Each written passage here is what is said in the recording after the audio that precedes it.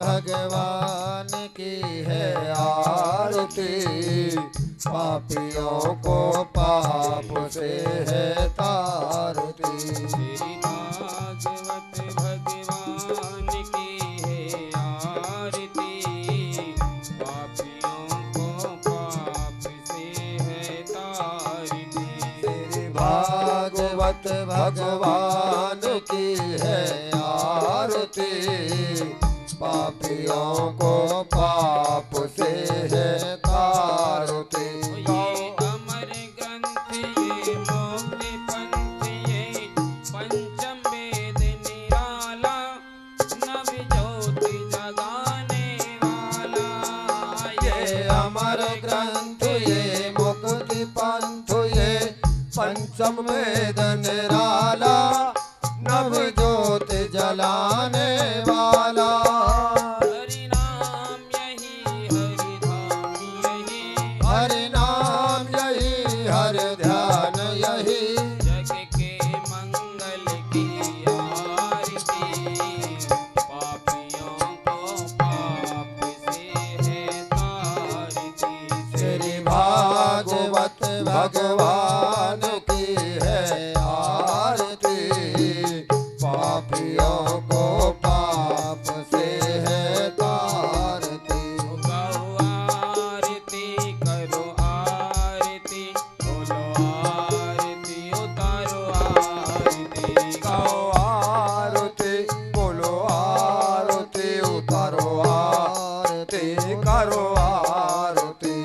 श्री भागवत भगवान की है आरती, पापियों को पाप से है तारती।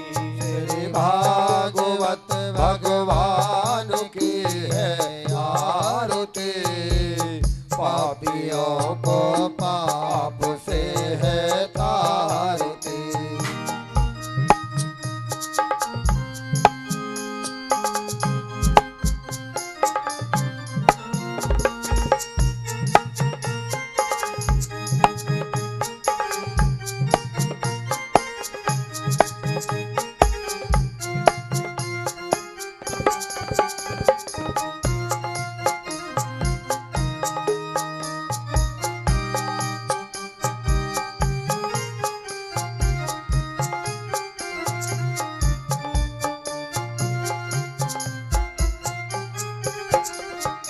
ये शांति गीत पावन पुनीत, पापों को मिटाने वाला, हरि दर्श कराने वाला। ये शांति गीत पावन पुनीत, पापों को मिटाने वाला, हरि दरस कराने वाला। ये सुख करनी ये दुख हरनी, ये सुख करनी ये दुख हरनी। श्री मधुसूदन जी की आरती, पापियों को पाप से है तारती। श्री भागवत भगवान की है आरती, पापियों को पाप से है तारती। गाओ आरती करो आरती उतारो आरती, बोलो आरती। गाओ आरती करो आरती बोलो आरती करो आरती। भागवत भगवान की है आरती, पापियों को पाप से है तारती।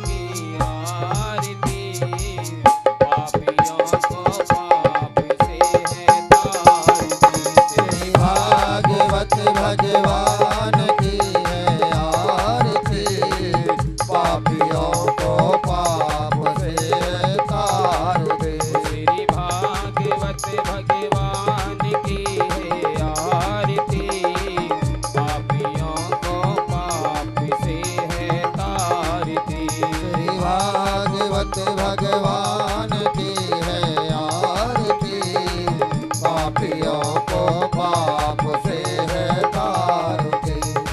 पापियों को पाप से है तारती।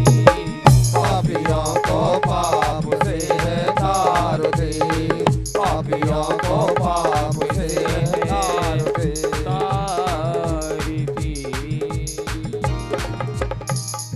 ओम न्यः शान्तिरन्तरिक्षगुं शान्तिः पृथिवी शान्तिरापः शान्तिरोकदयः शान्ति। सदा विजयते रामं रमे। राधे कृष्ण गोविंद गोविंद। हे गोपाल राधे कृष्ण गोविंद गोविंद। हे गोपाल राधे कृष्ण गोविंद गोविंद। हे गोपाल राधे कृष्ण गोविंद गोविंद। कृष्ण गोविंद गोविंद। कृष्ण गोविंद गोविंद। कृष्ण गोविंद गोविंद। कृष्ण गोविंद गोविंद। कृष्ण गोविंद गोविंद। राधे गोविंद गोविंद। कृष्ण गोविंद गोविंद।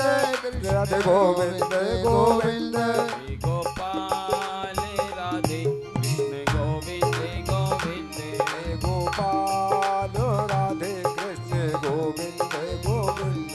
हे गोपाल राधे कृष्ण गोविंद गोविंद। हे गोपाल राधे कृष्ण गोविंद गोविंद। कृष्ण गोविंद गोविंद। राधे गोविंद गोविंद। कृष्ण गोविंद गोविंद। राधे गोविंद गोविंद। गोविंद गोविंद राधे गोविंद गोविंद। राधे राधे कृष्ण गोविंद गोविंद। कृष्ण गोविंद गोविंद।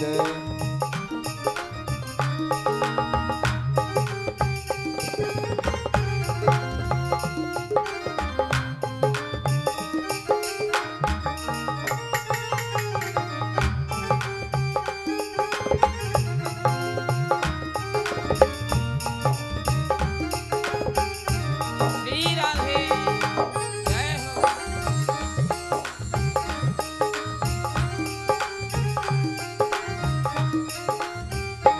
हे गोपाल राधे कृष्ण गोविंद गोविंद। हे गोपाल राधे कृष्ण गोविंद गोविंद।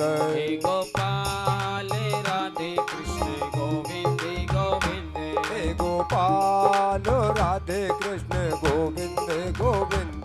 कृष्ण गोविंद गोविंद। राधे गोविंद गोविंद। कृष्ण गोविंद गोविंद।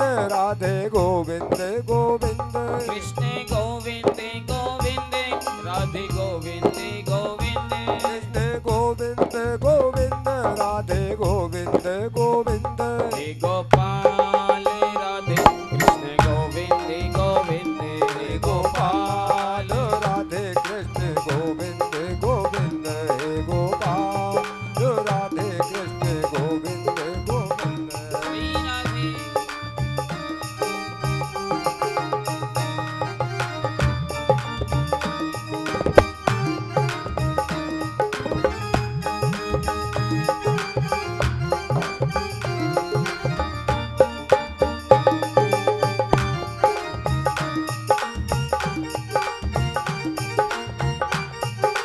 जय हो।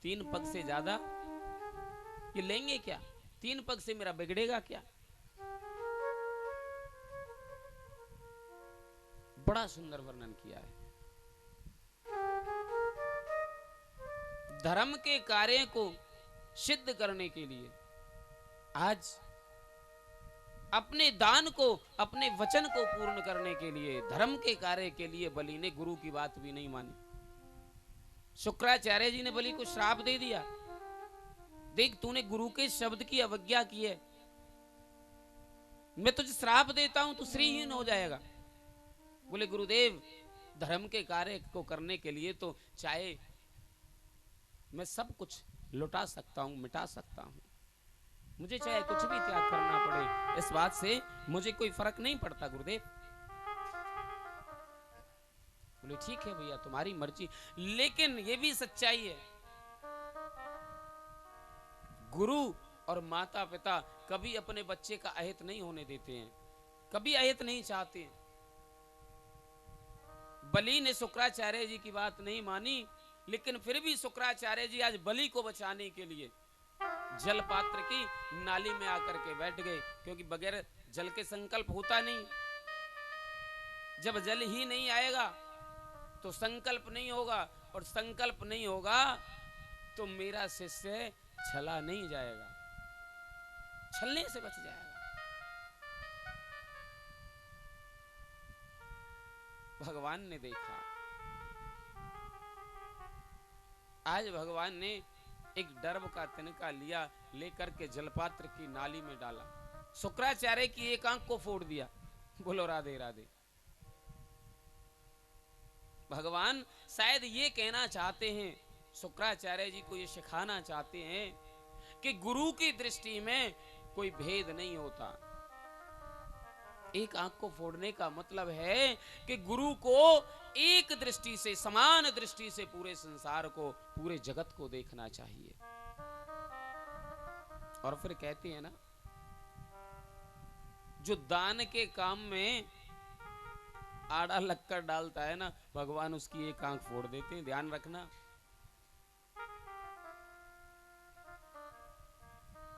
कहीं कोई मना करन लगे, न मैया ने की है जाए ऐसे, ये मैया के हरिदारी में तो चुपचाप एक कट्टा दे के आऊंगी, मानूंगी ना काय की।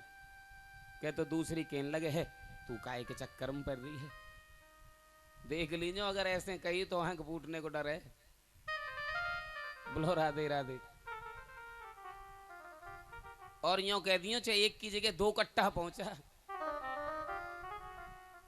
बड़ा आनंद होता है। आज संकल्प हुआ,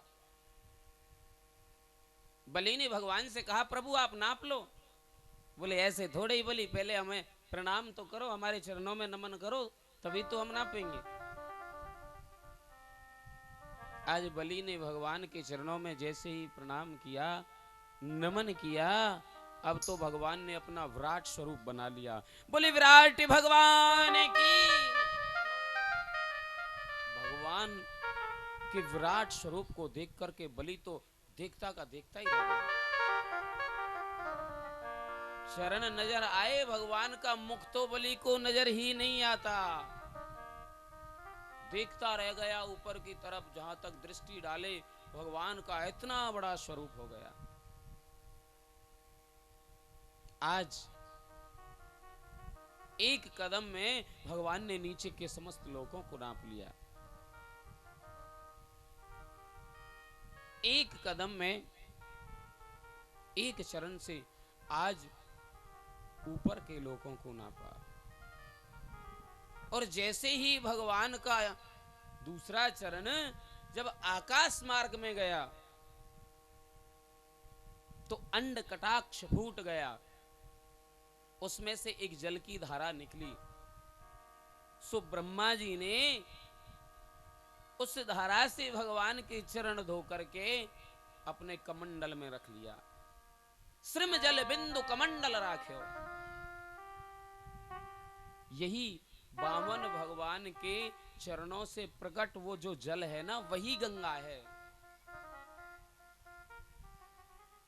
वो गंगा भगवान के चरण से प्रकट हुई है।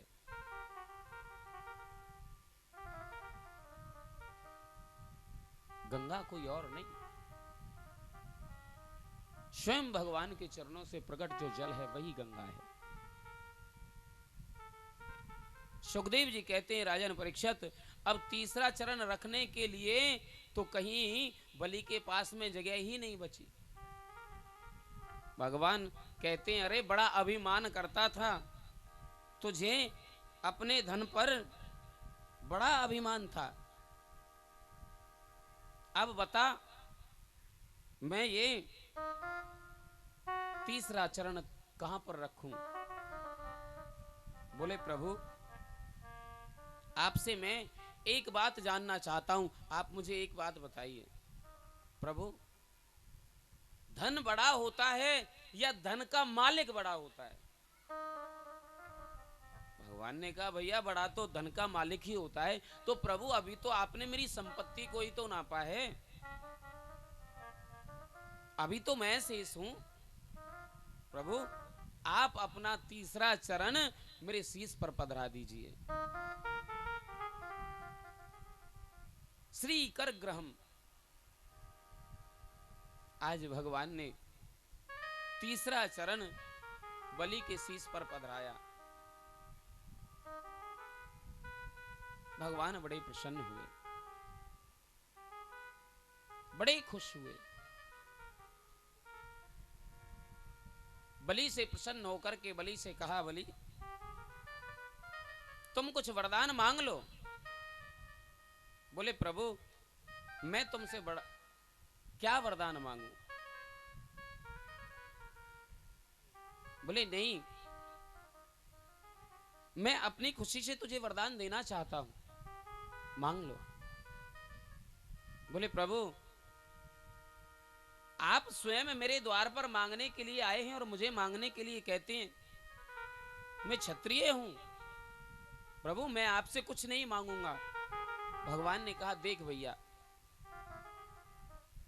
पाताल लोक का राज तो हमने तुझे स्वतः दे ही दिया है, तू और कुछ मांग ले। आज बलि कहते हैं प्रभु आपका काम है दान मांगना और मेरा काम है दान देना। प्रभु मैं अपने धर्म को नहीं छोड़ सकता हूं, मैं अपने धर्म को नहीं छोड़ूंगा। प्रभु धर्म के विषय में श्री राम जी कहते हैं, बड़ी सुंदर बात कही है श्री राम जी ने कि जिस धर्म पे सारा राज्य गया और पितृदेव का निधन हुआ, और पितृदेव का निधन हुआ, और जिस धर्म पे भाई भरत छुटा सीता प्यारी का हरण हुआ।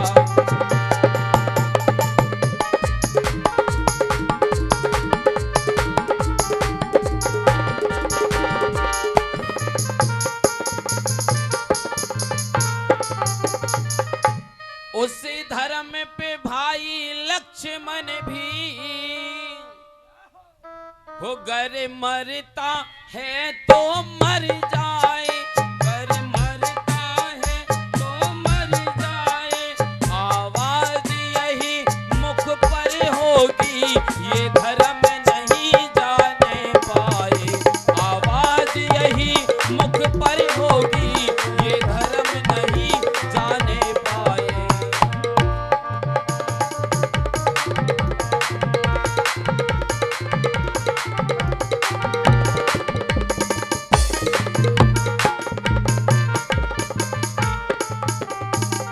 वो जो स्वयं मांगने आया है वो दान मुझे क्या दे देगा, वो दान मुझे क्या दे देगा।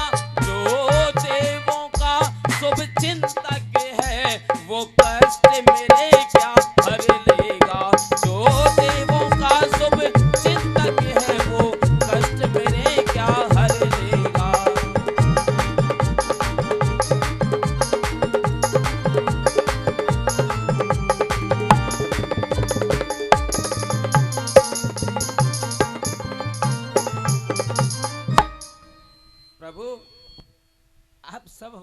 जानते हैं, इस धर्म की खातिर ही तो मैंने अपना सब कुछ आपको न्यौछावर कर दिया प्रभु।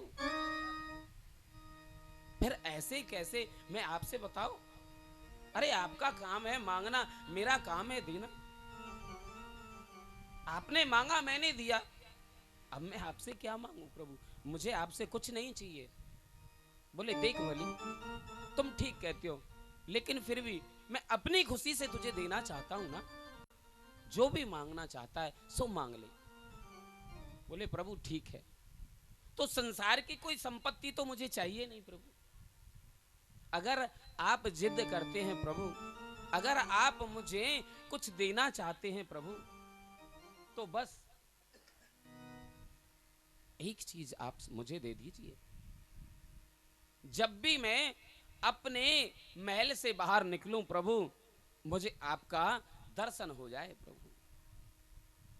भगवान कहने लगे वारे वली, बड़े होशियार हो आप।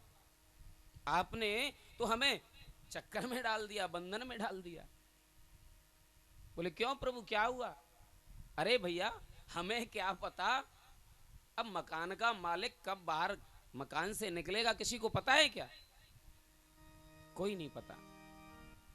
भैया, उसके लिए तो हमें तुम्हारी चौकीदारी करनी पड़ेगी। वाकई नहीं आ तो हमें तुम्हारा ड्योढ़ीवान बनना पड़ेगा। अब देखो, जब इस दान को पचाने के लिए भगवान को भी बलि का चौकीदार बनना पड़ा, तो हमारी आपकी बात क्या है? उस दान को पचाने के लिए कितनी मेहनत करनी पड़ेगी? अरे ये दान ऐसे ही नहीं पच जाता। ब्राह्मण के सिवाय दान लेने का अधिकार भी किसी को नहीं है। वैसे आजकल तो हाँ सब ले लेते हैं, बोले कुछ ना हो, जितनो आ जाए उतनो ठीक, कछु ना होने वालो। लेकिन ऐसी बात नहीं है। जब भगवान को भी दान लेने के बाद में चौकीदारी करनी पड़ी, तो फिर हमारी आपकी क्या बात? आज भी कहते हैं ना चातुर्मास में, अब चातुर्मास चल रहा है, देव सो गए। अरे देव कभी सोते नहीं है। आज भी भगवान 4 महीने के लिए बलि की चौकीदारी करने के लिए जाते हैं। इतनी बातें हो रही थी। देखो, अगर हर किसी को दान लेने का अधिकार होता तो भगवान और किसी के यहां भी तो अवतार लेकर के आ सकते थे। वामन भगवान ही क्यों बन करके आए? वामन भगवान इसीलिए बन करके आए क्योंकि वामन के अलावा, ब्राह्मण के अलावा और किसी को दान लेने का अधिकार नहीं। भगवान ने पहले ही कह दिया था, देवताओं, गुरु कृपा जिस पर हो जाती है ना, उसे कोई जीत नहीं सकता।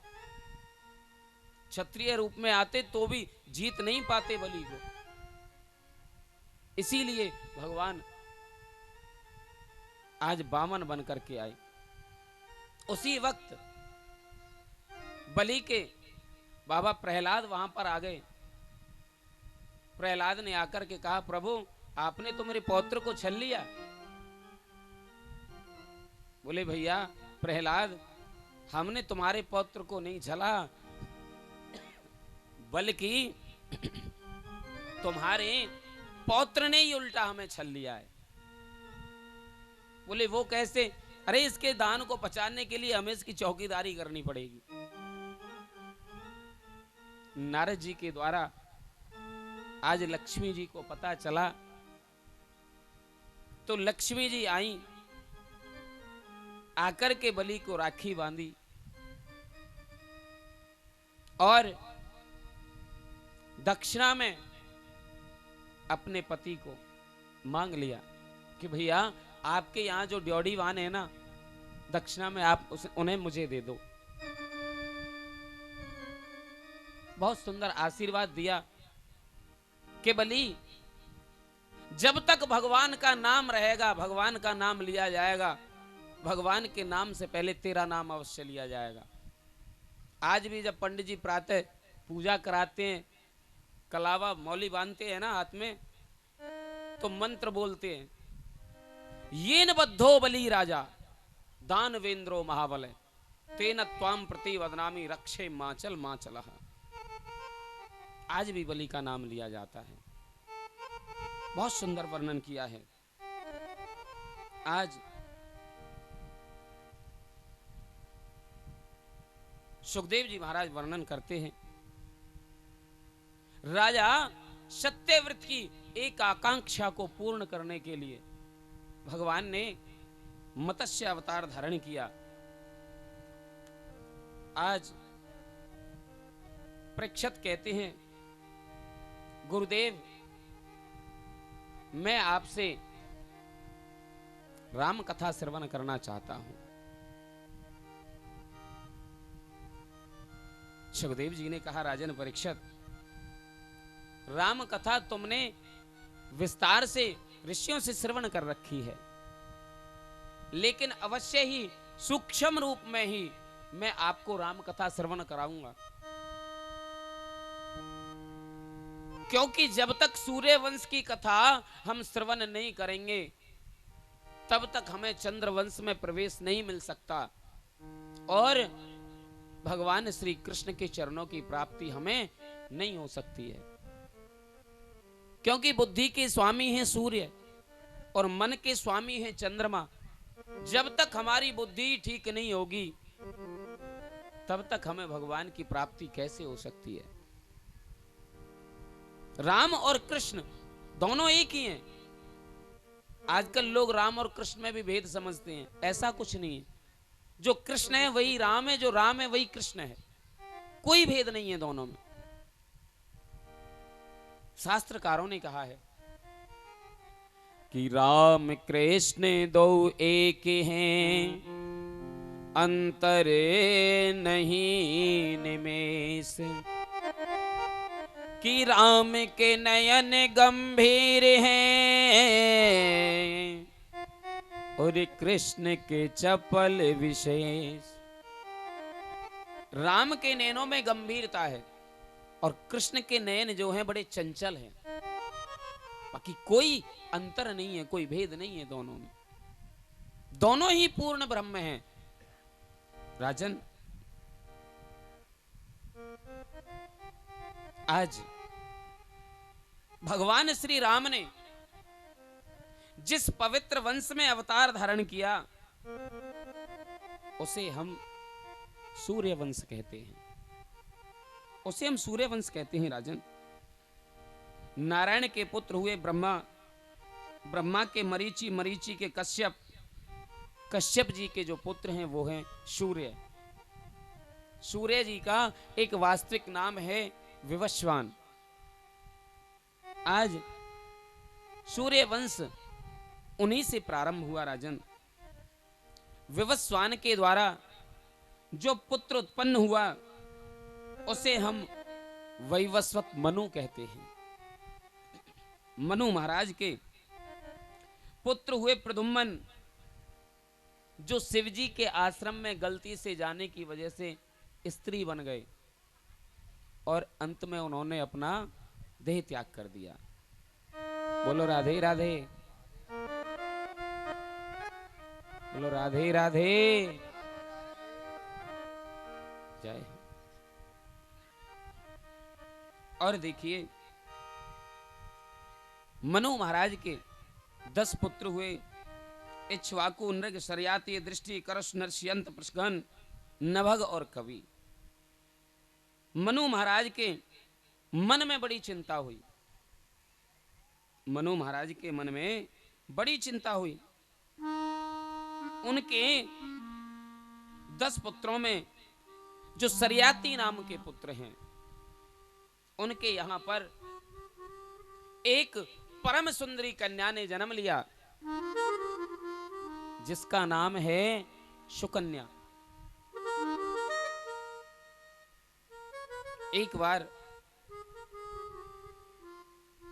बड़े ही प्रेम के साथ में राजा अपनी पूरी सेना के साथ में जंगल में भ्रमण कर रहे थे। सुकन्या भी अपनी सखियों के साथ में वहां पर थी। जंगल में सेना का पड़ाव डाला तो सुकन्या अपनी सखियों के साथ में जंगल में विचरण करने के लिए चली गई। अब क्या देखा, एक बहुत बड़ा मिट्टी का ढेर है।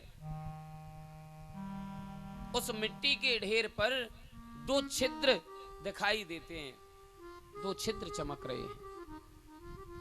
सुकन्या ने बाल कौतूहलवश एक तिनका लेकर के उन छिद्रों में डाल दिया। अब तो उन छिद्रों से रक्त की धारा बह निकली, क्योंकि वहां पर च्यवन ऋषि तपस्या कर रहे थे और तपस्या करते करते उनके पूरे शरीर पर दीमक चढ़ गई थी। मिट्टी का ढेर बन गया था, बस आंखों के सामने दो छिद्र दिखाई देते थे। उसका प्रभाव यह हुआ कि च्यवन ऋषि क्रोधित हो गए। उनके तप से आज राजा की पूरी सेना अस्त व्यस्त हो गई। जाकर के देखा तो च्यवन ऋषि से क्षमा मांगी और इच्छा ना होते हुए भी आज अपनी पुत्री सुकन्या का विवाह राजा ने च्यवन ऋषि के साथ में कर दिया। एक दिन अश्विनी कुमार वहां पर आए, सो उन्होंने च्यवन ऋषि को नेत्र ज्योति प्रदान की। सब ठीक हो गया। सूर्य वंश के एक और प्रतापी राजा हुए नभग, नभग के हुए नाभाग और नाभाग के हुए भक्त अम्बरीश। भक्त अम्बरीश, अम्बरीश महाभागा त्रिलोकी के सम्राट हैं अम्बरीश। अब देखो, त्रिलोकी के सम्राट होते हुए भी काकरौली में विराजमान द्वारकाधीश की सेवा करते हैं। स्वयं अपने हाथों से जाकर के मंदिर के आंगन को बुहारते हैं। ठाकुर के झूठे बर्तनों को स्वयं जाकर के साफ करते हैं। और आज किसी के पास थोड़ा सा धन हो, मंदिर में आएगा, महात्मा जी ने अगर प्रसाद दे दिया तो उस प्रसाद के पात्र को वहीं छोड़ देगा, महात्मा जी अपने आप साफ कर लेंगे। अम्बरीश त्रिलोकी के सम्राट हैं, लेकिन फिर भी ठाकुर के झूठे बर्तनों को स्वयं साफ करते हैं, ठाकुर के आंगन को बुहारते हैं। अरे ऐसा नहीं होना चाहिए। आप मंदिर में जाएं, बाबा आपको प्रसाद दें, तो अपने क्या बाबा तक के झूठे बर्तनों को आपको साफ करना चाहिए।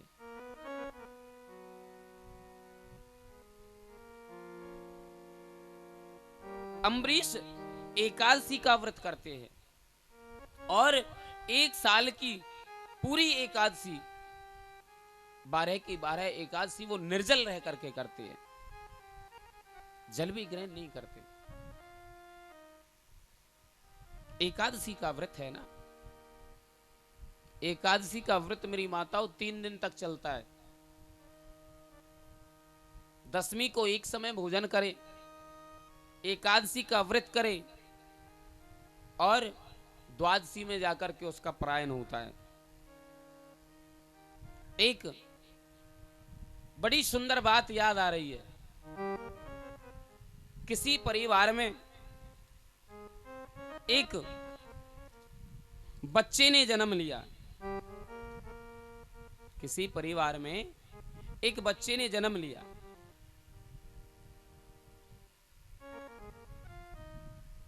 गरीब परिवार, काम धंधा कुछ करता नहीं, बस खाता ही रहता, खाता ही रहता, खा खा करके तगड़ा हो गया।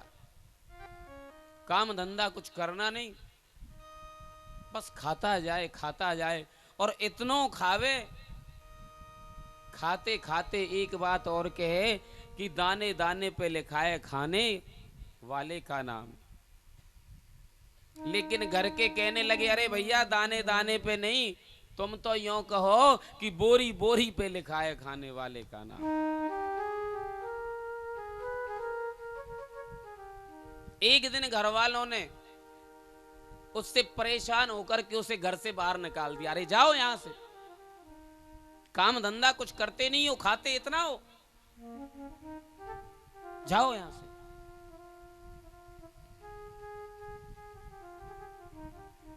अब मन में सोचता है कि जाएं तो जाएं कहां, लेकिन जाना पड़ेगा। बेचारा धीरे धीरे चला, लेकिन फिर लौट करके घर वापस आ गया। घर वालों ने कहा अरे तू यहां क्यों आया है?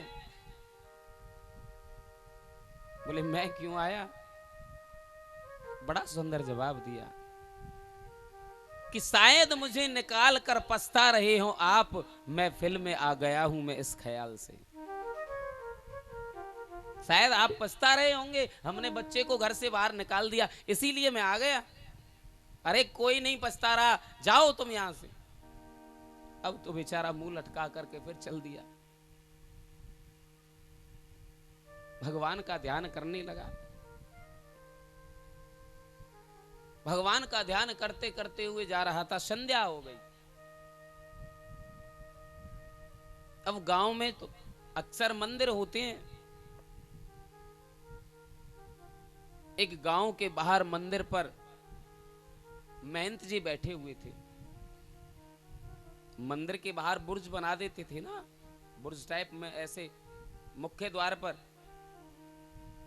वहां पर महंत जी मंदिर के बैठे हुए अपना माला फेर रहे थे। सीताराम सीताराम सीताराम सीताराम, राधे श्याम राधे श्याम राधे श्याम राधे श्याम। आज भोला ने देखा, अरे अच्छे हट्टे खट्टे लग रहे हैं महात्मा जी, शायद खाते पीते घर के होंगे। महंत जी के पास में जाकर के पहुंचा और कहा चरणम बली गुरुदेव, आओ भैया खुश रहो, राधे राधे सीताराम। बोले गुरुजी आप कौन हो? बोले हम कौन है? अरे भैया हम इस मंदिर के महंत जी हैं। इतनी बात हुई तब तक 4-5 और हट्टे खट्टे तगड़े तगड़े महाराज जी के शिष्य अंदर से बाहर निकल करके आए, वो भी सीताराम सीताराम सीताराम सीताराम। उसने देखा लगता है सब तगड़े तगड़े, खाने पीने की तो कोई यहां कमी है नहीं। बोले महाराज आप मंदिर के, अच्छा आप महंत जी हो? बोले हाँ हम महंत है मंदिर के। तो महंत जी आप हमें भी अपना चेला बना लो। हाँ भैया क्यों नहीं, बन जाओ चेला। बोले क्या काम करना पड़ेगा गुरुदेव? बोले काम कुछ नहीं, काम कुछ नहीं करना, ठाकुर जी का भजन करो, आनंद से जियो। बोले फिर तो ठीक है गुरुजी, क्यों काम धंधा अपन से होता नहीं है ना। गुरुजी ने कंठी बांधी, दीक्षा दे दी, मंत्र दे दिया। अब तो चारों तरफ मंदिर में सीताराम सीताराम सीताराम सीताराम। दोपहर का समय हुआ, पंगत लगाई गई। पंगत लगाई, खूब प्रसाद पाया, लेकिन आत्मा की तृप्ति नहीं हुई। दूसरे दिन गुरुजी से कहने लगा, गुरुदेव बुरा ना माने तो एक बात पूछूं? बोले हाँ भैया पूछो, क्या पूछना है? बोले गुरुजी मंदिर में कितनी पंगत लगे हैं? बोले भैया 5 पंगत लगती हैं। गुरुदेव आपकी आज्ञा हो तो मैं 5 में प्रसाद पाऊं।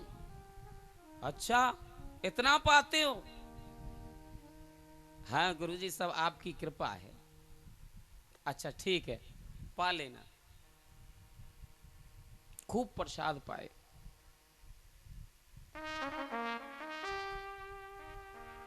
अब तो एक दिन एकादशी आ गई।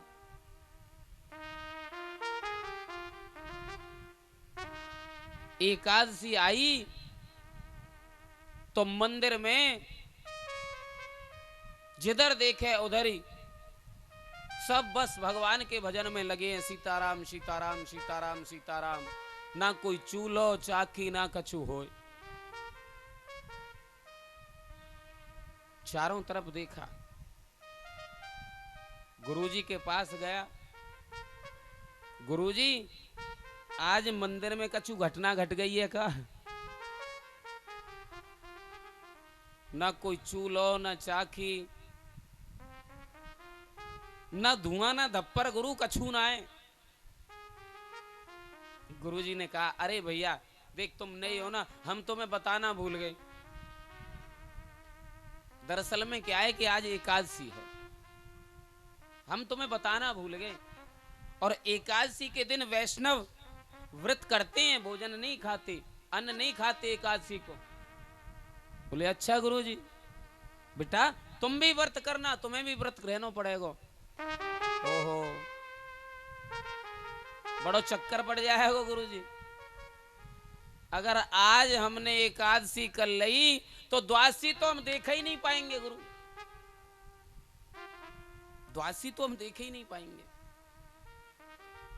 अच्छा भैया देखो ऐसा करो, कछु भोजन बनाना जानते हो? बोले हाँ गुरुजी बना लेंगे, मरता क्या ना करता। बनाया तो नहीं है लेकिन बना लेंगे। बोले देखो भैया तो आश्रम में तो बनेगा नहीं, मैं पुजारी से बोल देता हूं, पुजारी तुम्हें कुछ सूखा सीधा दे देंगे और उस सूखे सीधे को ले जाना, नदी किनारे जाना, भगवान का भोग बनाना, भगवान को भोग लगाना और तब पाना। बोलो राधे राधे। बोले ठीक है गुरुजी, हाँ देख लेंगे हम, तुम दिवाओ। गुरुजी ने पुजारी से कहा भैया इससे कुछ सूखा सीधा दे दो। आज पुजारी महाराज ने आटा, दाल, नमक, मिर्च इत्यादि सूखा सीधा दे दिया, ले जाओ भैया। अब तो उठाई पोटली रखी सिर पर, पहुंच गया नदी के किनारे पर। और जब नदी के किनारे पर पहुंच गया, भगवान का सुंदर भोग बनाया, भगवान का सुंदर भोग बनाया। बड़ी जोर की भूख लगी थी, पाने के लिए बैठा ही था, सो गुरु की बात याद आ गई। बोले भैया भगवान को भोग लगाना तब पाना। बोलो राधे राधे। अब क्या करे? अब तो भगवान को भोग लगाने लगा, बड़े प्रेम के साथ में कहता है कि राजा राम आइए, प्रभु राम आइए और मेरे भोजन का भोग लगाइए, लगाइए। राजा राम आइए, प्रभु राम आइए, मेरे भोजन का भोग लगाइए। राजा राम आइए, राधे राम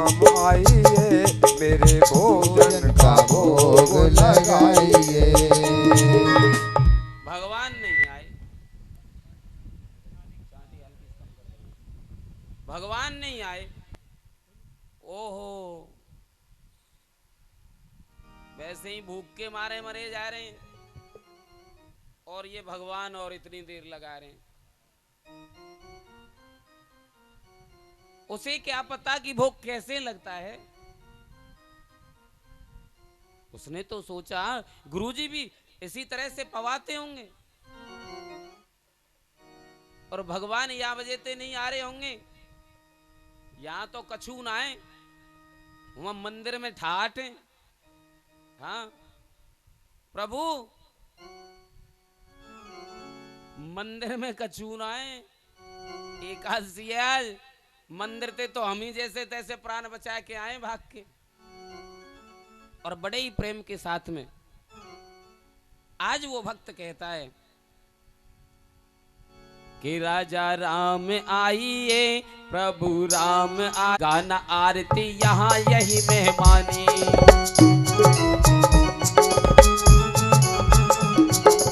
आचमनी अरे गाना आरती यहाँ यही मेहमानी।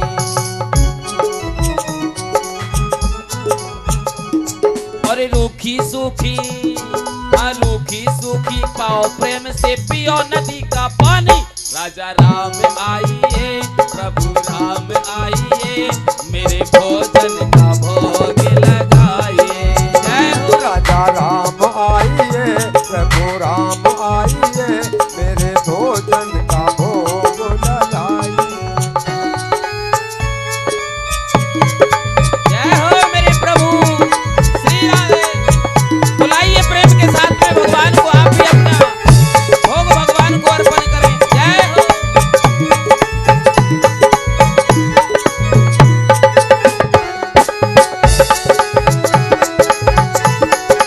श्री राधे। जय हो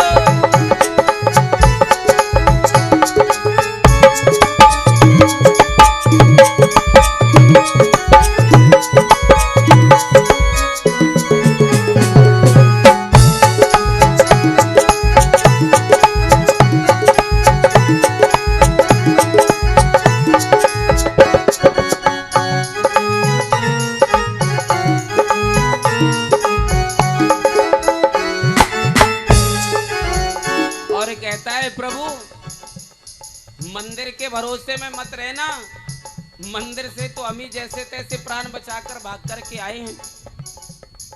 कहने लगा भूल करोगे यदि तज दोगे भोजन रूखे सूखे।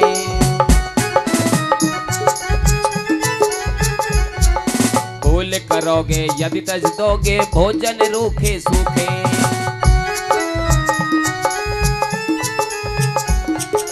एकादशी आज मंदिर में, एकादशी आज मंदिर में बैठे रहोगे भूखे। प्रभु राम आइए, राजा राम आइए, मेरे भोजन का भोग लगाइए। जय हो राम आइए, राजा राम आइए, मेरे भोजन का भोग लगाइए। प्रभु राम आइए, राजा राम आइए, मेरे भोजन का भोग लगाइए।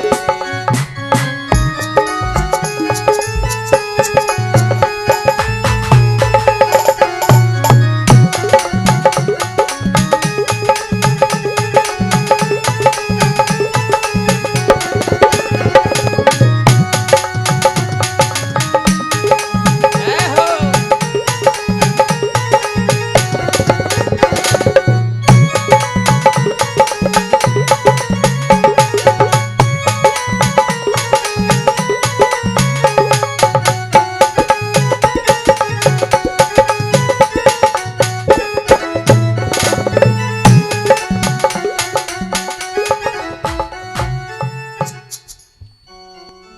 अब तो भगवान भी बड़े कौतुकी हैं। भगवान अकेले नहीं आए,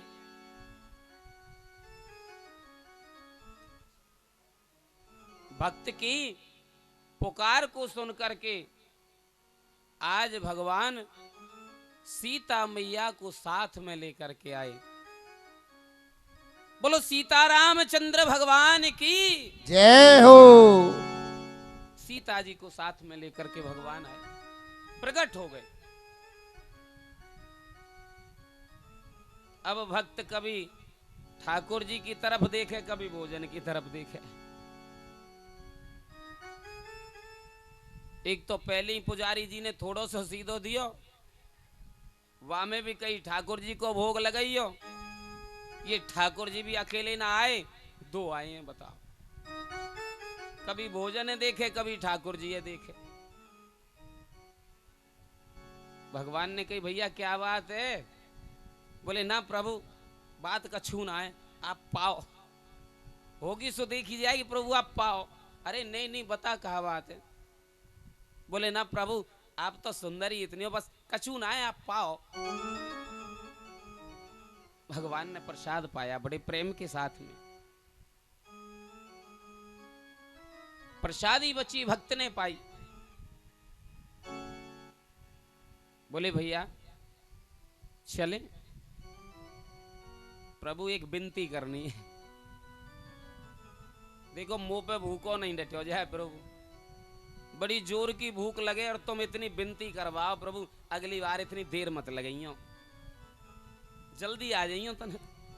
अच्छा भैया ठीक है, हम जल्दी आ जाएंगे। गई। अब तो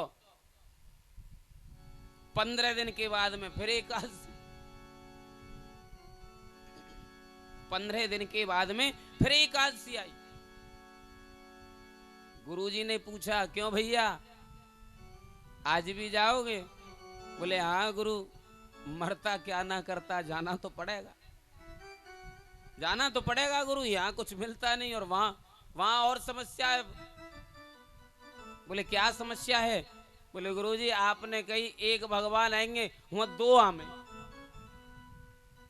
कछु थोड़ा सा बढ़वाए दीजो। गुरुजी ने सोचा शायद भूखा रह गया होगा बेचारा। पुजारी से कहा भैया थोड़ा सा सीधा और बढ़ा देना। पुजारी ने अब की बार और बढ़ा दिया, डबल कर दिया। गठरी बांधी, सिर पर रखी, पहुंच गया नदी के किनारे पर, पहुंच गया नदी के किनारे। बड़े प्रेम के साथ में प्रसाद बनाया, प्रसाद बना करके अब तो फिर भगवान को भोग लगाने लगा। भाई उसे क्या पता था गुरुजी मंदिर में कैसे भोग लगा में, उसने समझा गुरुजी ऐसे ही भोग लगाते होंगे, ठाकुर जी आकर के स्वयं पाते होंगे। प्रसाद बनाया और फिर लाली सबसे पीछे आइए, सबसे पीछे बैठ जाए, कि आगे मत बैठे, आगे बैठना तो पहले आए करो, बोलो राधे राधे। बोले भक्तवत्सल भगवान की। आज बड़े ही प्रेम के साथ में भक्त भोग लगाता है, भगवान से प्रार्थना करता है कि राजा राम आइए, सीता राम आइए, मेरे भोजन का भोग लगाइए। राजा राम आइए, सीता राम आइए, मेरे भोजन का भोग लगाइए।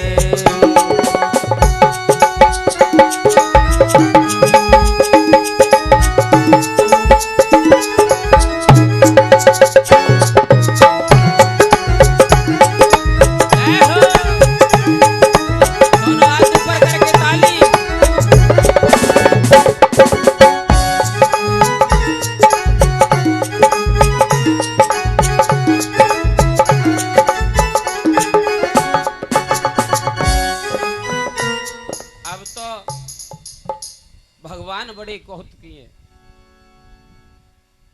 अब की बार भगवान लक्ष्मण जी को भी साथ में ले आए।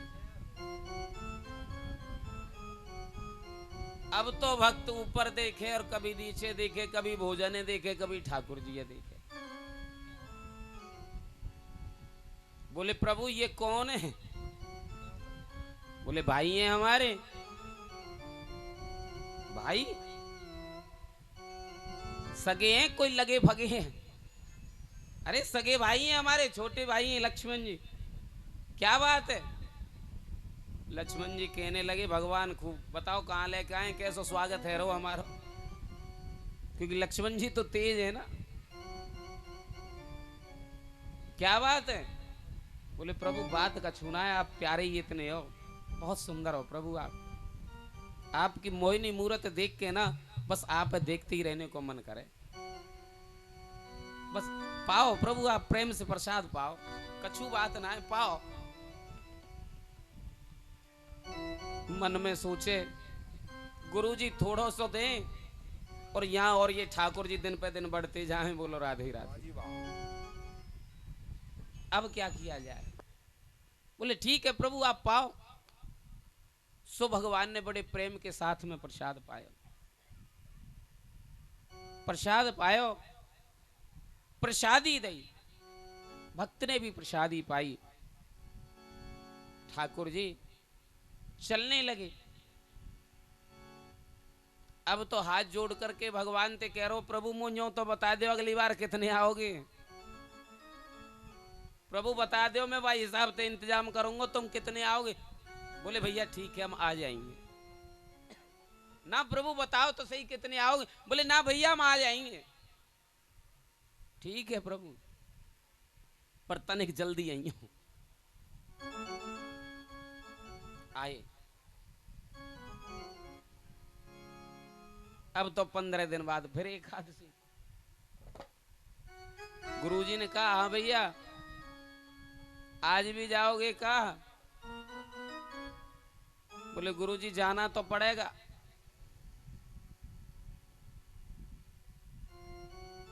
यहां मंदिर में रहे तो वैसे भूखे मर जाएंगे और वहां बड़ी आफत, दिन पे दिन ठाकुर जी बढ़ते जाएं। बताओ गुरुजी कछु कृपा करो मैं भूखो रह जाऊं, कछ बढ़वा दो पुजारी थे। आज गुरुजी ने फिर पुजारी से कहा ठीक है भैया और बढ़ा करके देना इसको। अब गुरु सोचते हैं भाई इतना सारा ये गट्ठर बांध करके ले जाता है, इतने सारे प्रसाद कोई अकेला तो पा नहीं सकता, लगता है ये बेच देता होगा, कहीं बेच देता होगा। ठीक है आज स्वयं चल करके देखूंगा क्या करता है ये। अब तो जैसे ही गट्ठर सर पर रख करके और वो चला, गुरुजी पीछे पीछे, गुरुजी पीछे पीछे छिप गए। गुरुजी छिप करके देख रहे हैं। भक्त ने भगवान को भोग बनाया, भोग बना करके अब तो बड़े ही प्रेम के साथ में भोग रख दिया, भगवान को बुलाने लगा। भगवान को बुलाता है, बड़े प्रेम के साथ में भगवान से प्रार्थना करता है कि राजा राम आइए, प्रभु राम आइए, सीता राम आइए, मेरे भोजन का भोग लगाइए। प्रभु राम आइए, सीता राम आइए, लक्ष्मण राम आइए, मेरे भोजन का भोग लगाइए। जय भोजन का भोग लगाइए। प्रभु आओ। आज बड़े ही प्रेम के साथ में जब प्रार्थना करता है कि बैठ विपिन में भक्ति ने कीनी प्रेम पुकार, तोता छन में प्रगट भो, तुरत राम दरबार। नीलांबुज श्यामल कोमलांगम, सीता समारोह पितवाम भागम, पानो महासायक चारु चापम, नमामि रामम रघुवंश। आज जो इतने को देखा राम जी, लक्ष्मण जी, सीता जी, भरत जी, शत्रुघ्न जी, हनुमान जी भी साथ, पूरे दरबार के सहित भगवान आज प्रकट हो गए। जो देखा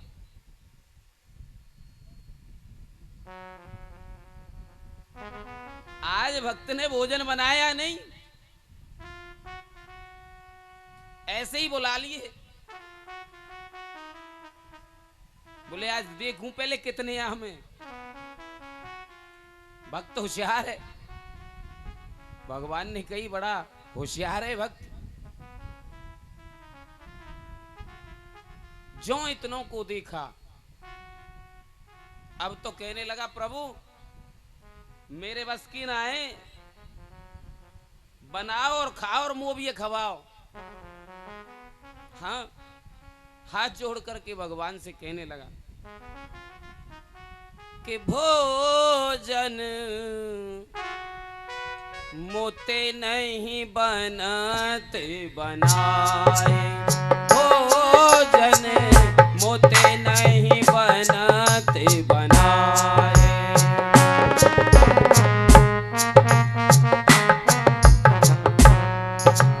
भोजन मोते नहीं बनत बनाए।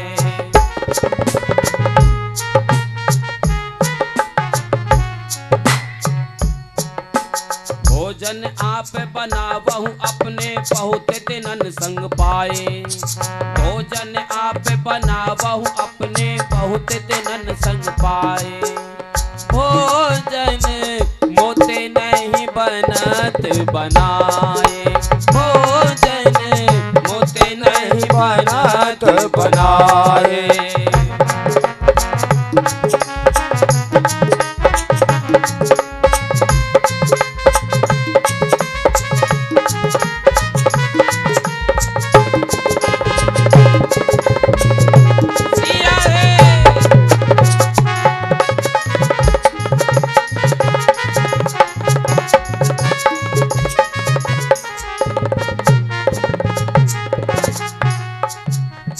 और भक्त कहता है प्रभु प्रथम दिवस भोजन के हित जब आसन मैंने लगाए, प्रथम दिवस भोजन के हित जब आसन मैंने लगाए, उधर न मैं भर सक्यो सिए। प्रभु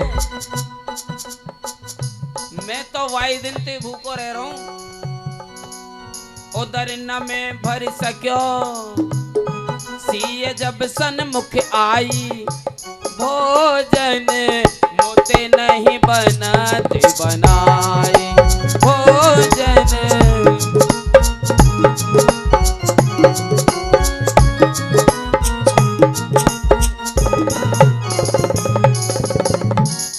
और देखो कि फिर विनीत आए भाई पर भाई, और निराहार ही रहो आज मोह परत दिखाई। प्रभु तुम नहीं तजत शुबान आपनी हम केते समझाए, और नर नारिन की कौन कहे एक बानर हूं संग लाए। भोजन मोते नहीं बनत बनाए, भोजन मोते नहीं बनत बनाए। अब देखो प्रभु, अरे नर नारीन की तो कही जाए, बंदरन ने संग में ले आए प्रभु, मैं इनके नहीं कहां तक भोजन बनाऊं, आप बनाओ और पाओ। भगवान ने कही भैया भक्त आज नाराज है, आज तो स्वयं ही प्रसाद बनाना पड़ेगा, आज तो स्वयं ही प्रसाद बनाना पड़ेगा। ठीक है भैया, आज बड़े ही प्रेम के साथ में भरत जी महाराज भंडारे बनाने लगे हैं। बड़ा सुंदर वर्णन किया है। श्री भरत जी भंडारे बनाने लगे, श्री भरत जी भंडारे बनाने लगे, श्री भरत जी भंडारे बनाने लगे, तुझे भंडारे बनाने लगे। जय हो हरि बोल।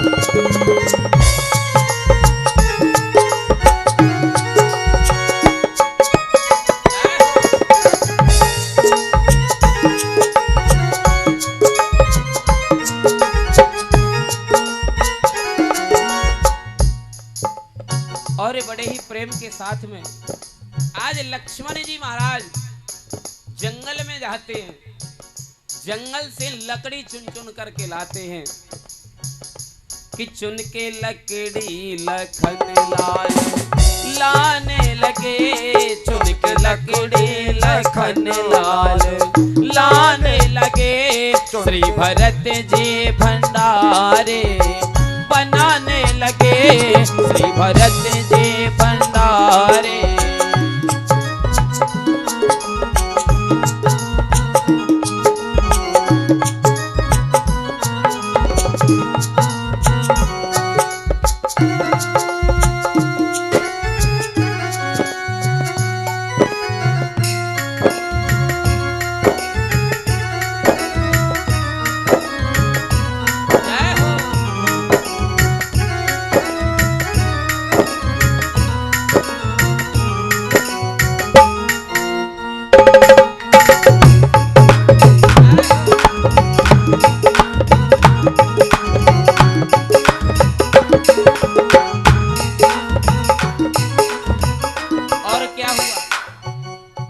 हनुमान जी का नंबर आया बड़े ही प्रेम के साथ में कि पहुंचते पूछ से आंजनेय,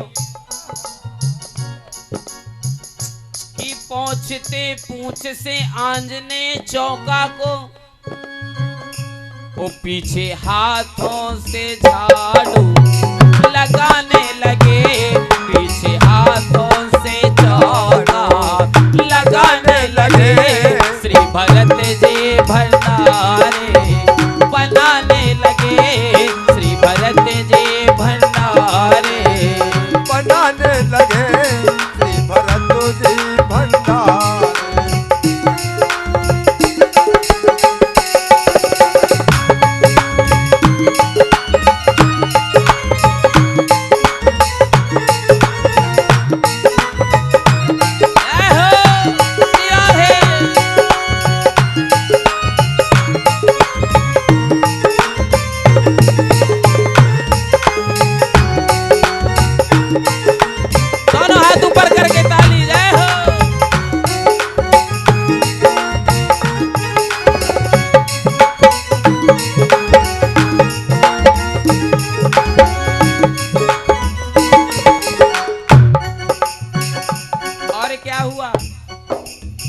सबका नंबर ले लिया धीरे धीरे भगत ने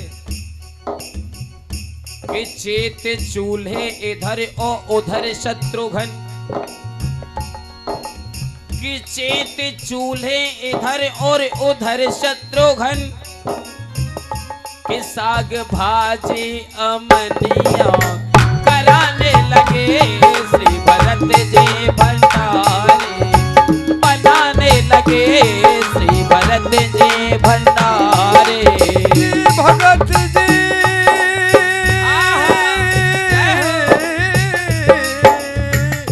भंडारे बनाने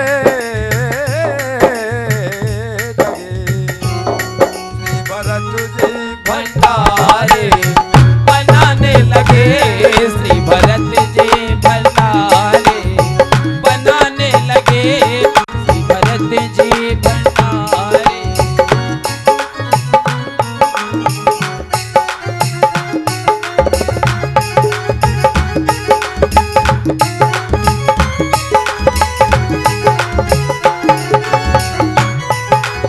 अब तो बड़े प्रेम के साथ में देखो,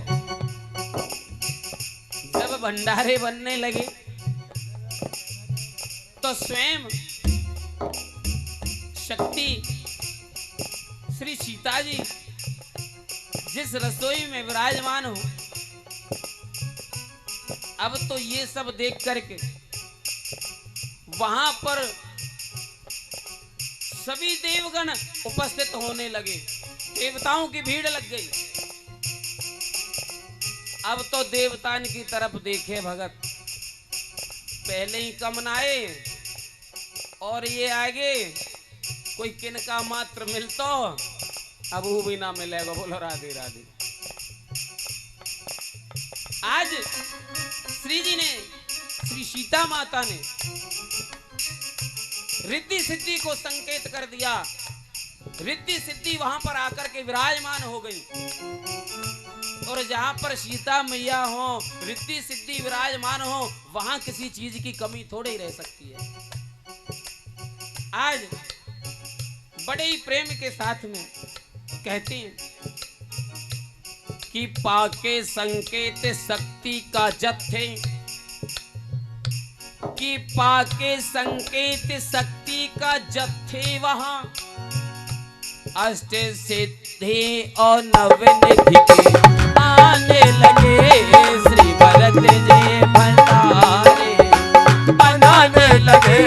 श्री भरत जी भंडारे बनाने लगे। श्री भरत जी भंडारे बनाने लगे। भरत जी भंडारे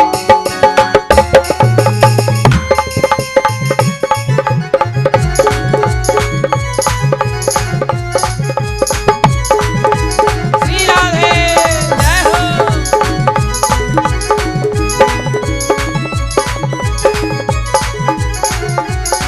श्री भरत जी भंडारे बनाने लगे। श्री भरत जी भंडारे बनाने लगे। श्री भरत जी भंडारे।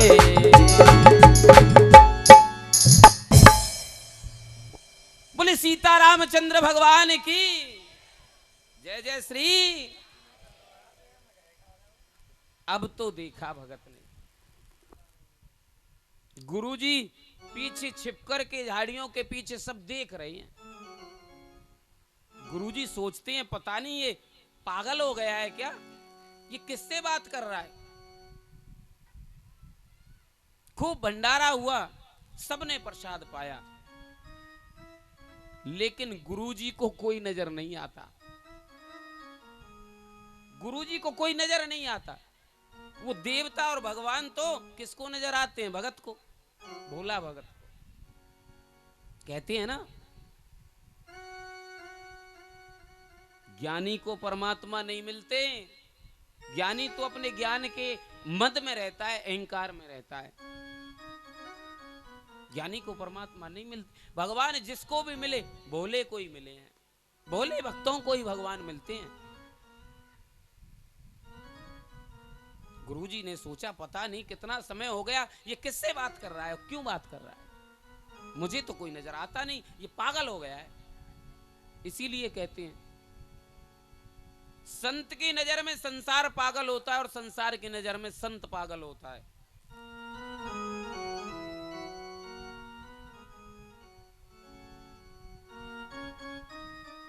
गुरुजी आए, सबने प्रसाद पाया। गुरुजी ने आकर के कहा, अरे भैया तुम किससे बात कर रहे हो? बोले गुरुजी मेरे इतने ठाकुर जी हैं, आप दिखना रहे, नजर ना आ रही का? बोले मुझे तो कोई नजर नहीं आता। क्यों झूठ बोल रहे हो? अब तो भोला भगत ने भगवान से कही, प्रभु आपसे विनती है, आप हमारे गुरुजी भी देखो।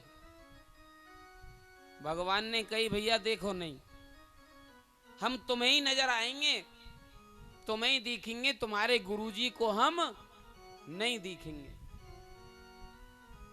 बोले प्रभु ऐसा मत करो, अगर आपने गुरुजी को दर्शन नहीं दिए ना तो मैं झूठा हो जाऊंगा, मैं झूठा पड़ जाऊंगा।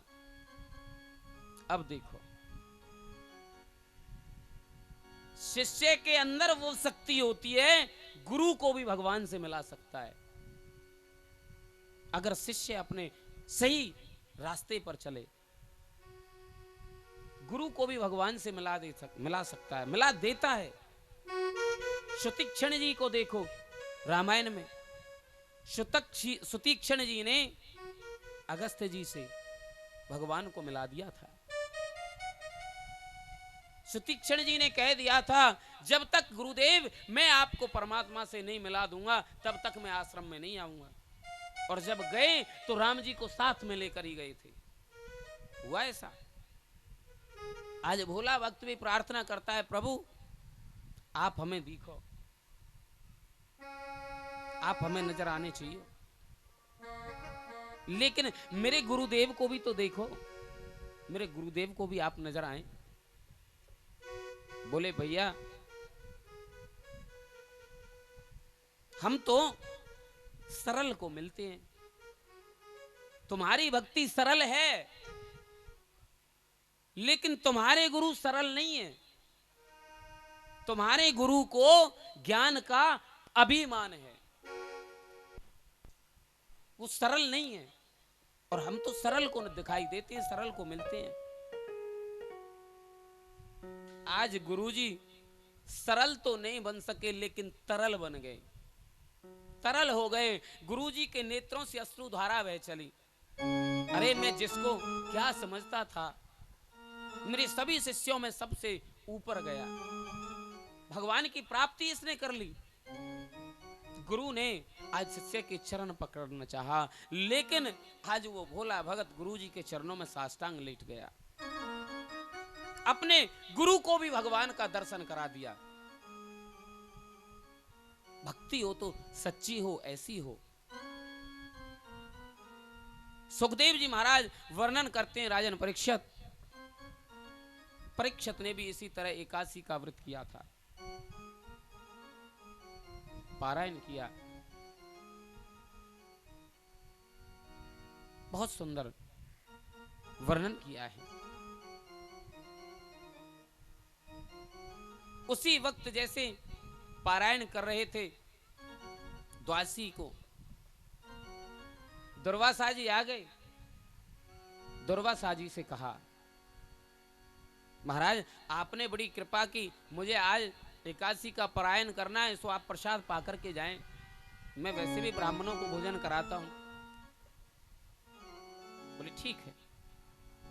दुर्वासा जी स्नान करने के लिए गए, वहीं अपनी नित्य क्रिया करने को बैठ गए। सो लेट हो गए, समय का भान नहीं रहा, भूल गए। अब क्या हुआ, बड़ी विचित्र बात हुई।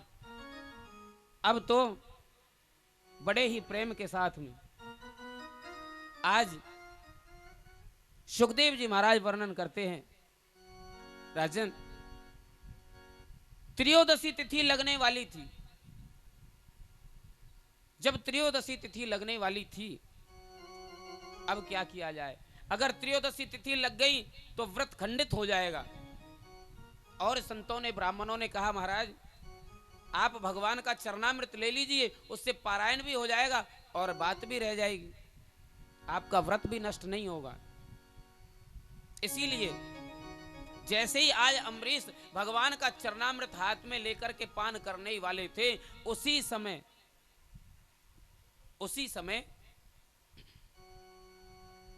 आज दुर्वासा जी वहां आ गए। दुर्वासा जी क्रोध में आ गए। अरे मुझे निमंत्रण देकर के और तुम स्वयं पारायण करना चाहते हो मुझसे पहले। तुमने मेरा अपमान किया है। दुर्वासा जी क्रोध में आए, अपने सिर से जटा उखाड़ी, जमीन पर पटक करके मारी, कृतिका नाम की राक्षसी को पैदा कर दिया। आज वो कृत्या अम्बरीश को मारने के लिए दौड़ पड़ी। जैसे ही अम्बरीश को मारने के लिए वो कृत्या दौड़ी, अब तो बड़ा संकट आ गया, बड़ी समस्या आ गई। क्या करें। अम्बरीश ने हाथ जोड़ करके भगवान से प्रार्थना की, प्रभु अगर मैंने सच्चे मन से आपकी भक्ति की है तो प्रभु मेरे प्राणों की रक्षा कीजिए। आज भगवान ने सुदर्शन चक्र को आदेश कर दिया। वो सुदर्शन चक्र आया, आकर के कृतिका नाम की राक्षसी को नष्ट कर दिया, मार दिया। कृत्या का मतलब क्या है मेरी माताओं?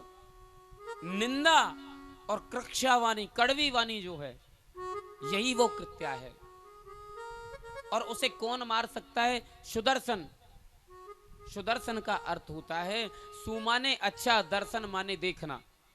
जो सब जगह अच्छा दर्शन करे, वही कृतिका नाम की राक्षसी को मार सकता है।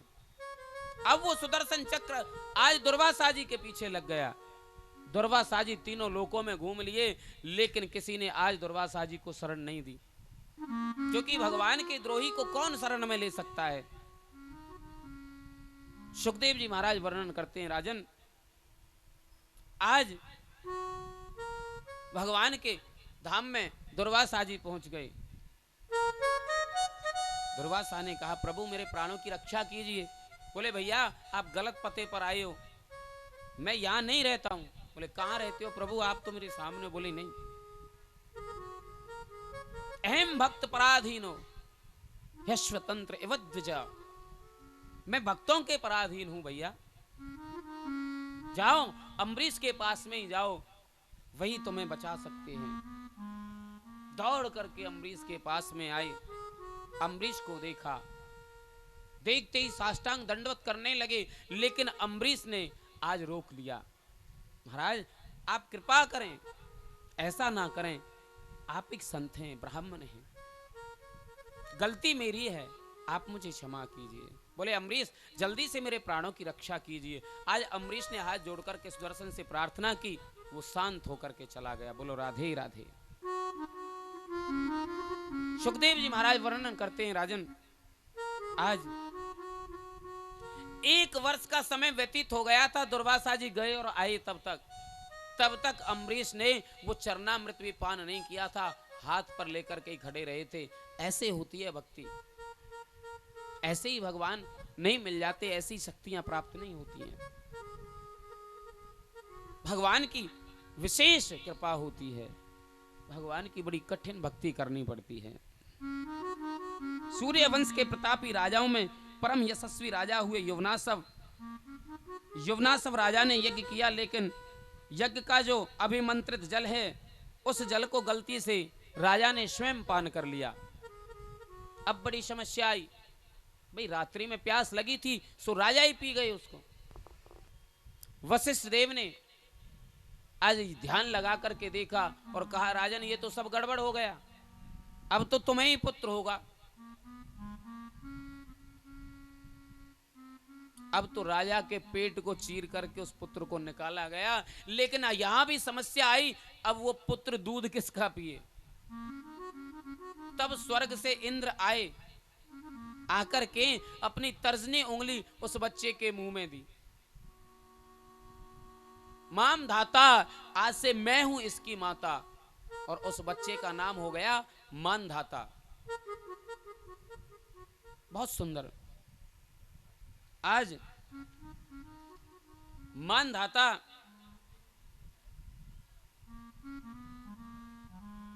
की 50 कन्या हुई। मानधाता ने अपनी 50 कन्याओं का विवाह इच्छा ना होते हुए भी सौबरी ऋषि के साथ में किया। मानधाता के पुत्र हुए मुचकुंद, जिनको भगवान श्री कृष्ण ने मुक्ति दिलाई थी।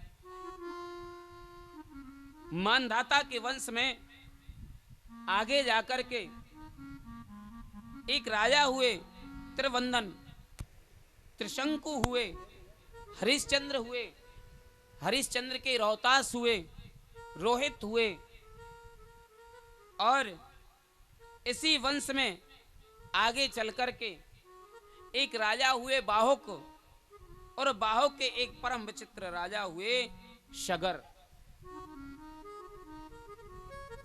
बड़ा सुंदर वर्णन किया है। शगर राजा की 2 पत्नियां थीं, एक सुमति और दूसरी केसनी। एक सुमति और दूसरी केसनी। बेटा और ऊपर करो इसको। और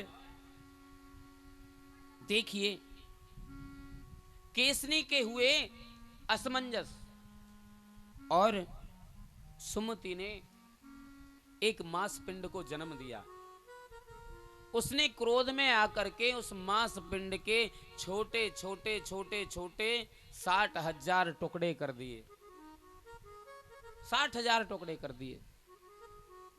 लेकिन गुरुदेव ने कृपा की।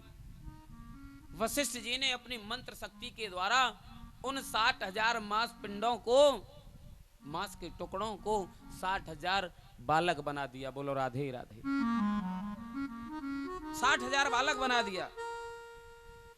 सगर राजा ने यज्ञ किया तो यज्ञ का अश्व, यज्ञ का घोड़ा इंद्र चुरा करके ले गया। इंद्र ने उस घोड़े को कपिल मुनि के आश्रम में जाकर के बांध दिया। सगर के पुत्र आज उस अश्व को खोजते हुए कपिल मुनि के आश्रम में पहुंचे और वहां पर जब अश्व को बंधा हुआ देखा तो कपिल मुनि कोई चोर समझ करके उन्हें बुरा भला कहने लगे। उन्हें ही बुरा भला कहने लगे।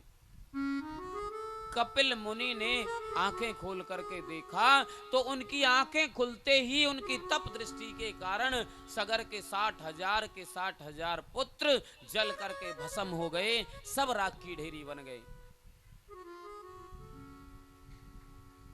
आज बड़े ही प्रेम के साथ में सुखदेव जी महाराज वर्णन करते हैं अंशुमान के पुत्र असमंजस के जो पुत्र हैं अंशुमान। बेटा शोर मत करो, इन्हें लगानो तो आराम से लगाओ भाई।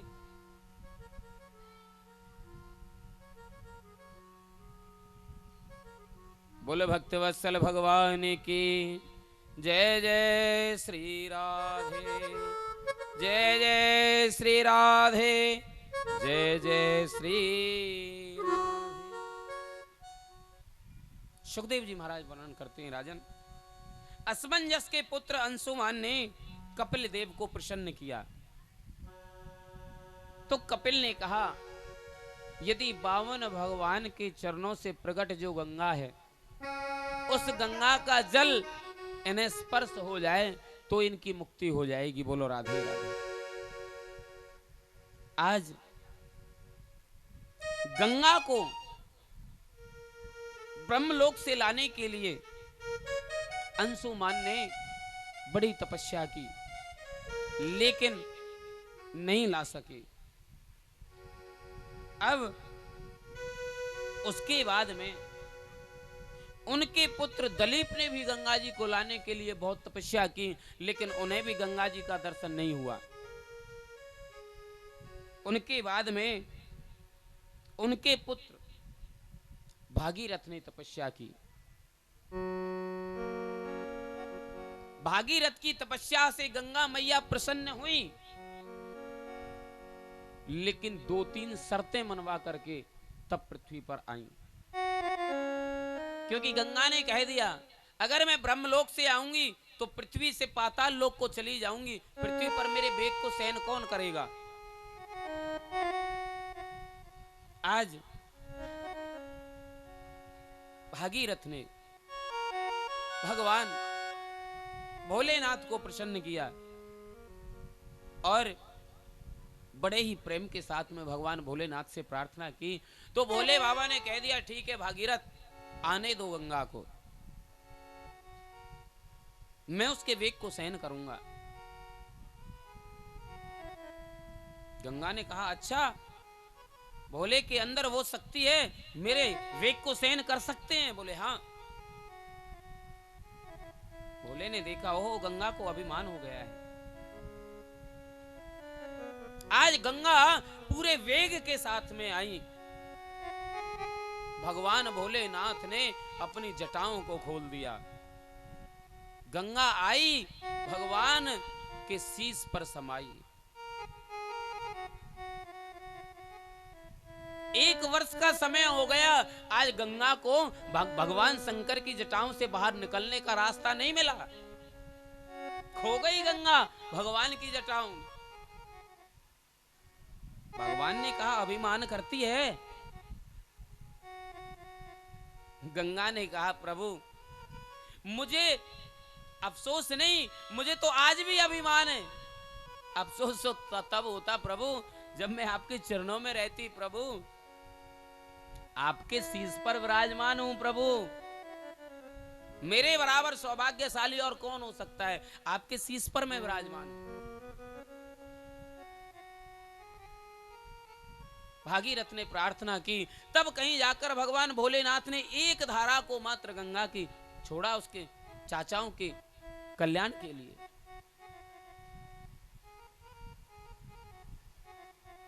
गंगा आई और जैसे ही चली, गंगा अपने वेग के साथ में चली। भागीरथ जी आगे आगे जा रही हैं, गंगा पीछे पीछे है। आगे एक जहनु नाम के ऋषि तपस्या कर रहे थे। अनूप शहर पड़ता है, गढ़गंगा से पहले अनूप शहर पड़ता है। अनूप शहर वाला जो घाट है वहां की ही बात है।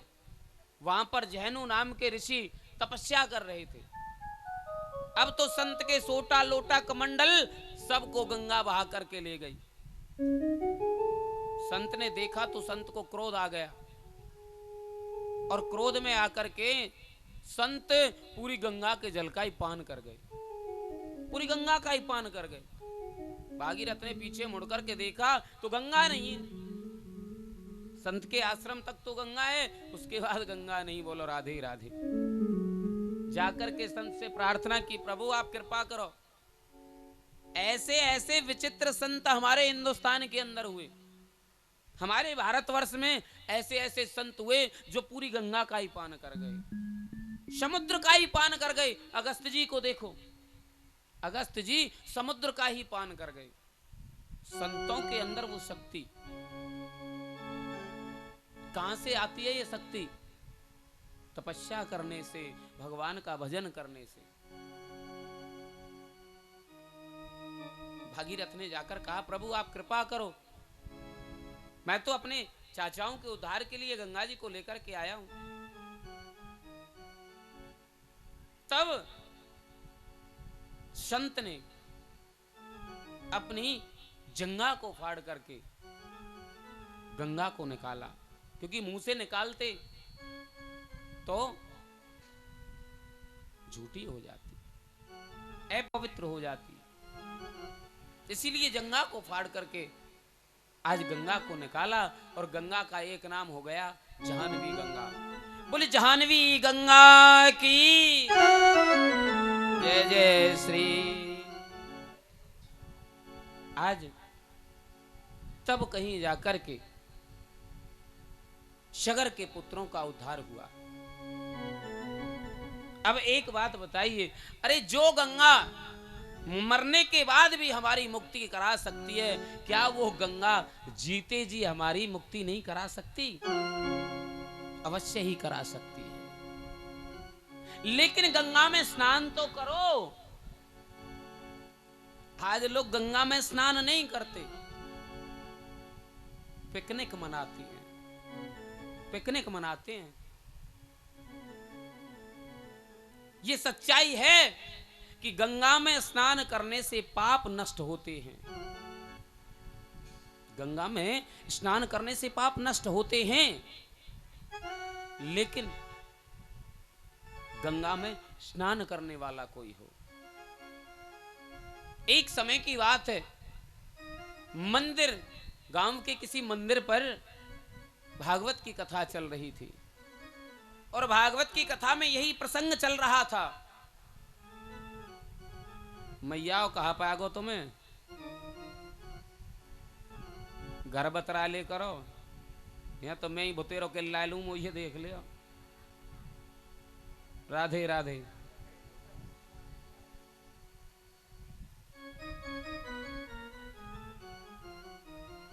है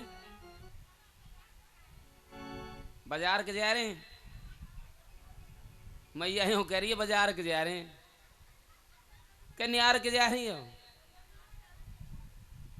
अच्छा, बहुत बढ़िया बात है। गंगा नहाने के चलोगी? हाँ, बहुत बढ़िया बात है। चलो तो कर लियो एक बस। हाँ, एक बस कर लियो, मैं भी चलूंगा और तुम भी चलो। किराया कौन कौन देंगे बताओ, हाथ खड़े करो। भाई फिर तो मजा आ जाएगा। बहुत सुंदर भाव है। बाबा भी चलेंगे।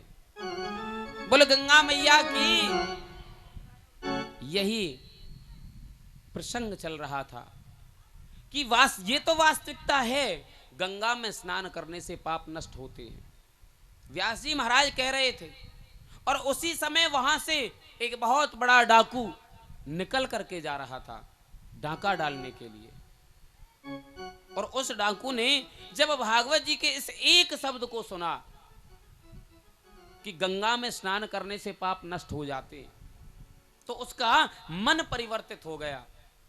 अब देखो, मैंने कहा ना, पहले भी मैंने आपसे कहा, अगर भागवत जी के एक शब्द को भी आपने पकड़ लिया, आपके जीवन का कल्याण हो सकता है। इसीलिए ध्यान से श्रवण करें मेरी माताओं। आज वो डाकू चला, उसने सोचा कि क्यों ना इसी जन्म में मैं अपने पापों को नष्ट कर लूं। मैंने बहुत पाप किए हैं। गंगा स्नान करने के लिए गंगा स्नान का मेला चल रहा था।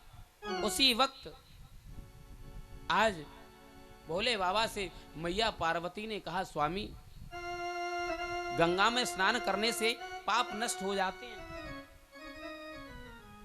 प्रभु फिर तो इस संसार में कोई पापी बचेगा नहीं, फिर तो इस संसार में कोई पापी नहीं रहेगा।